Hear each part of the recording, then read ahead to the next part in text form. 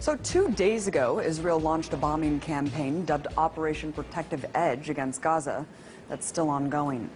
But despite the horrors on the ground, the mainstream media seems to only be telling one side of the story. Take a look at this. From the Wall Street Journal, Israeli air defense intercepts more rockets as fighting continues. And the LA Times goes on to declare that Palestinian rockets reach farther into Israel. And lastly, the New York Times makes it seem like there's an equal playing field by stating Israel and Hamas simply exchange fire. Well, I guess I really can't expect more from a media apparatus that essentially works as stenographers for the U.S. government. Let's take a listen to what the issue is being framed by the White House. We strongly condemn the continuing rocket fire into Israel and the deliberate targeting of civilians by terrorist organizations in Gaza. No country can accept rocket fire aimed at civilians, and we support Israel's right to defend itself against these vicious attacks. At the same time, we appreciate the call that Prime Minister Netanyahu himself has made publicly to act responsibly.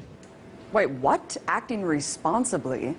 I must be in the twilight zone, because to me, the collective punishment of an entire population is the opposite of responsible. So, what's the reality on the ground? Well, just in the last 24 hours, Israeli forces have conducted airstrikes that have struck 160 sites in Gaza, according to the IDF. In total, 550 sites have been bombed.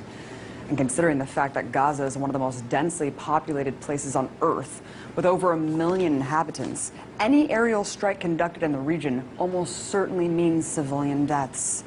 In fact, at the time of this broadcast, the strikes have killed at least 53 Palestinians, including 8 children and an 80-year-old woman.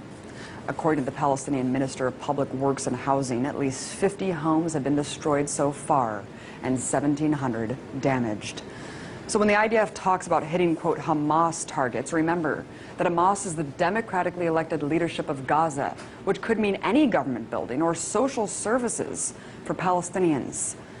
So while the U.S. government can go on and on about Israel's right to defend itself, take heed of the increasing death toll in Gaza and the fact that no Israelis have yet died as a result of Hamas rockets.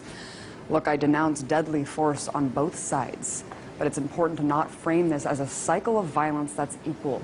One is the colonizer-oppressor, the other, the colonized oppressed. As IDF General's son Miko Piled said just yesterday on the show, there are 2 choices for Palestinians in occupied territories: to completely surrender or resist. And resistance is what we're seeing now.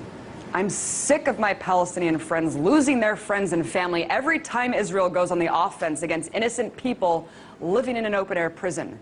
So if demolishing homes, conducting mass arrests, and bombing civilians is, quote, responsible, I shudder to think how many people have to die in order to define irresponsible.